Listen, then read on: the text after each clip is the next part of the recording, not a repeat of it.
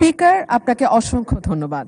মাননীয় স্পিকার, আমার কর্মজীবনে আপনাকে আমি কোর্টে পেয়েছি, সহকর্মী হিসেবে রাজনৈতিক দলে পেয়েছি এবং অত্যন্ত চমৎকার একটি পরিবেশে আমরা একসাথে কাজ করেছি।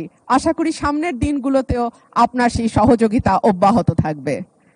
মাননীয় স্পিকার, আপনার মাধ্যমে মাননীয় মন্ত্রীর কাছে আমার প্রশ্ন, ব্রাহ্মণবাড়িয়া ২ তথা সরাইল, আশুগঞ্জ এবং বিজয়নগরের একাংশ। মাননীয় স্পিকার, এখানে দুটো ইউনিয়ন আছে, পাকশিমুল এবং ওরাইল। এই দুটো ইউনিয়নের ভেতরে যেই গ্রামগুলো, সেখানে যাবার জন্য কোনো রাস্তা নেই।